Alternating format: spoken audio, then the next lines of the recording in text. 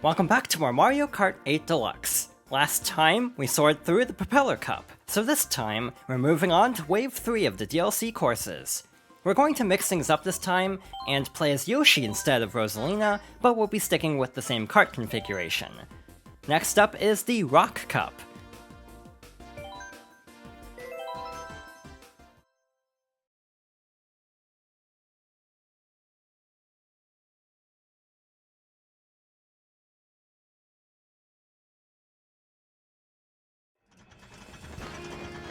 First up is London Loop from Mario Kart Tour. This wave was actually really interesting to me because I'm not super familiar with most of these tracks, but this might actually be my favorite wave so far. A lot of the tracks are actually pretty solid. London Loop is actually really interesting. If you look at the mini-map, it looks like an absolute mess, and that's because it kind of is. I'm a little bit torn about both of the city tracks in this wave because both are extraordinarily convoluted. Definitely keep an eye out for the arrows, but there are some branching pathways like this. Overall, this is actually a pretty fun course, but I almost feel like they are getting a little bit too ambitious with the mid-race change-ups. I like this little bridge that acts like a ramp. But yeah, once we get to lap 2, that's when things start to get way more confusing. In general, I also feel like the visuals of the tracks have actually gotten a lot better. They were getting a bit better with Wave 2, but especially with Wave 3, I think the visuals have actually been improved quite a bit. We have a horn, which is great, because I also feel like I've been having a lot worse luck with the AI since the last patch. I've been getting hit by a lot of blue shells. Actually getting 3 stars in both of these cups was quite an ordeal, actually. This one, I got blindsided by a blue shell at the last minute of one race, and in the second cup, I basically got hit by blue shells a ton, to the point where I didn't even get a gold cup. I got silver, because yeah, I went that badly. Knowing where to go, I feel like this course isn't too bad, but yeah, on the first playthrough, it's definitely extremely overwhelming.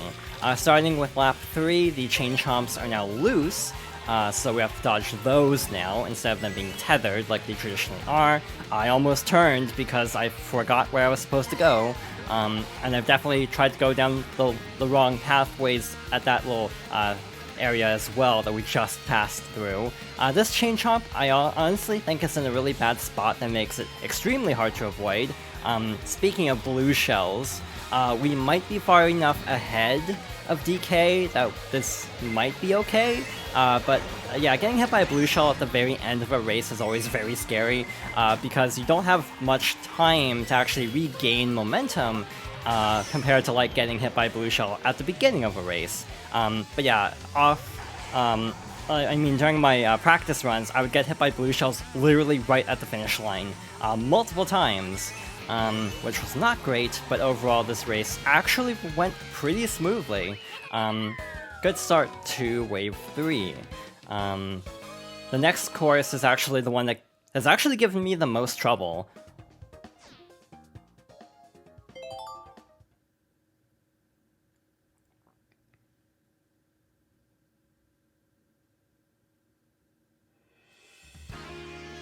So, this is Boo Lake from Mario Kart Super Circuit. Honestly, I really like this track in theory, but again, I've had really bad luck with this to the point where I kind of resent it slightly. Again, Super Circuit was actually my first GBA game, and also first Mario Kart, which might not be the best starting point depending on who you ask. I definitely think it's rough around the edges. Boo Lake in general, I feel like was preserved relatively faithfully. I know like Sky Garden was actually simplified quite a bit, but I feel like this is pretty much intact, kind of more like Snowland from the previous wave, or whatever the name of it was. I actually don't quite remember. But yeah, this little underwater section is neat. It's also anti-gravity because, again, Wave 1 didn't have like any anti-gravity, and then starting with Wave 2, they started to incorporate anti-gravity into the Tour courses, because Tour doesn't actually have anti-gravity. Yeah, this course is actually, because it's from the GBA game, it's honestly really short. And that's what makes it surprisingly and deceptively difficult. It's so short that if something goes wrong, you have like no time to actually recover. You also have a mushroom shortcut there. It's actually pretty difficult to reach. I've actually never had an opportunity to try that, to be honest. But yeah, this little upward section here is kind of a nice bit of variety. I do like with both the base game and the booster course pass how with the Super Circuit tracks, they added a lot of verticality to them, like these little like ramps that go upwards, as opposed to like these SNES tracks that have stayed relatively intact. By the way, lightning no longer interrupts your gliding anymore, which is very good because of the next track being very glide heavy. But yeah, a couple of interesting changes were actually made in the last patch, and I'll be sure to mention the other more notable change before too long. Yeah, getting hit by the blue shell there was actually pretty well timed. We had plenty of time to stay ahead. We also had a pretty decisive lead too, so that helped.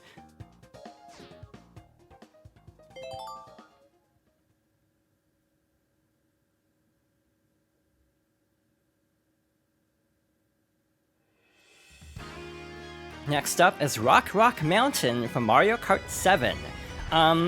Fitting that this is in the Rock Cup, but to be honest, as a reminder, I've actually never played Mario Kart 7. It's the only one I've actually never tried, I think, because I have at least sampled Super Mario Kart and 64. I don't know if I've ever told the story or not, but I remember playing Mario Kart 64 for the first time at a dentist's office because they had N64s set up. So I remember like the Bowser's Castle very distinctly from 64, even though I've like never played the entire game. I am definitely familiar with it because of how many tracks get brought over. That was a very bad idea. I don't know why I thought that would work out in my favor.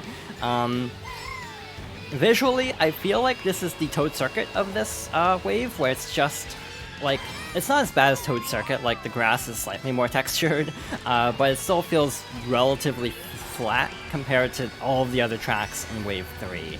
This section here with this little hill is actually kind of fun. It actually reminds me a lot of a Mario Kart 3 minigame, where like one person is pushing boulders down a hill and everyone else is trying to avoid them. Yeah, that's what that reminds me of. I've actually never played Mario Party 3, but I'm familiar with it from like YouTube playthroughs, and I think that minigame is in Superstar, so I have experienced it. But yeah, lightning is a lot less scary this time because it won't interrupt your glide, meaning some courses that heavily rely on gliding are actually a lot easier to get through. You also have these little like wind currents with the pipes to help you to help push you along. I've thought about playing Mario Kart 7, but basically, I think I've told the story before, like during a previous DLC video. But basically, I didn't really know anyone who was playing Mario Kart 7 at the time, and everyone had already moved on to 8 by then, so like, I just picked up 8 and played that online. So yeah, I never actually got around to 7. With the 3DS eShop closing before too long, I probably should, to just say I have played every Mario Kart to some extent, and I would like to actually go through and finish Super and 64 at some point, even though both games are admittedly extraordinarily rough around the edges. I would be curious to see how the series has evolved. Recently, I actually went back to Mario Kart DS and discovered that 150cc is way more difficult than I remember because of like having different drift controls, like, you know, having to actually perform like snaking, as it's called, where you like drift back and forth like really fast. Starting with Wii, they said it so like the drift charges like over time, like to prevent snaking. I think it was Mario Kart Wii at least. Oh wow, you actually can reach that pipe. I never felt brave enough to try that, but that's good to know. So yeah, a neat little shortcut there by gliding.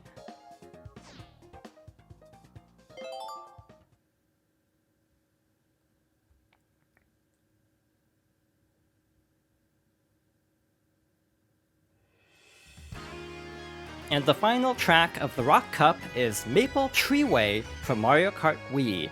This is a very interesting track because, based on data mining information, this wasn't supposed to be here in the original plan. I'm not going to say what track was supposed to be the final track for spoiler reasons. But yeah, this was actually in like Wave 6 or something. It was like way later.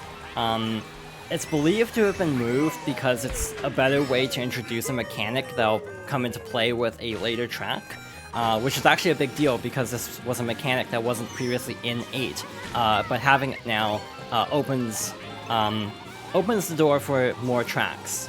We'll see that momentarily. I really like this track. Again, aesthetically, this wave is way better than like Wave 1 especially, but also I'd say even Wave 2. But we actually have these little trick ramps from Mario Kart Wii. Those weren't in 8 until now. But yeah, the speculation that I've seen online at least is that the track that was originally rumored heavily relied on the trick ramps. So this is a way to like slowly introduce the concept back into Mario Kart 8 in a more controlled environment where there's only one and you're not going to be like super overwhelmed by trying to actually figure out the mechanics.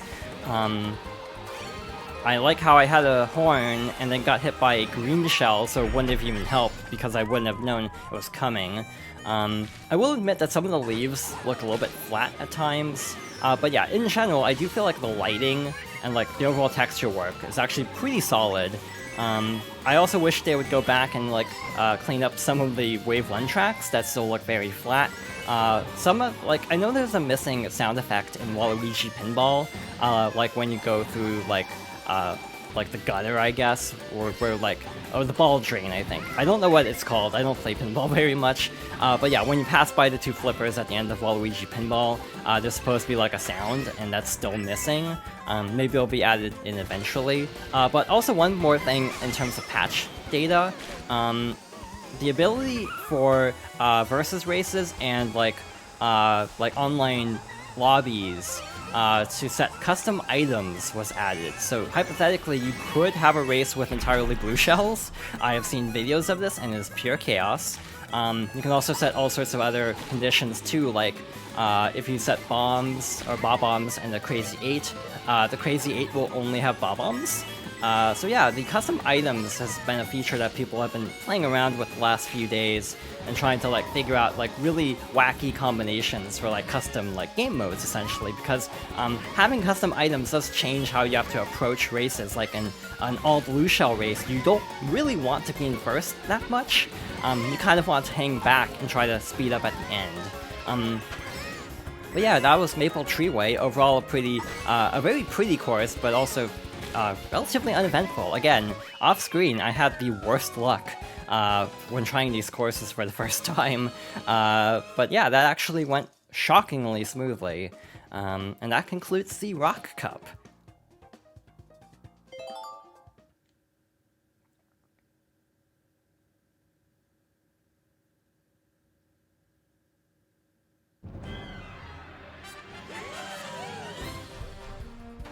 Overall, the Rock Cup definitely makes a very strong first impression.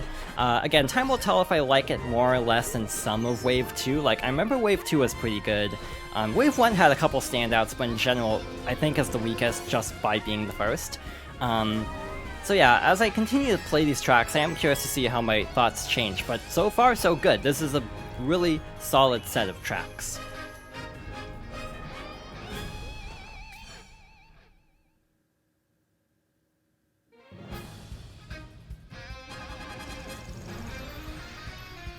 And we got 3 stars once again, and to tell the truth, I actually don't remember what the next cup is, but we'll obviously be finishing up Wave 3 next time. So thank you for watching, and I hope you'll join me next time for more Mario Kart 8 Deluxe.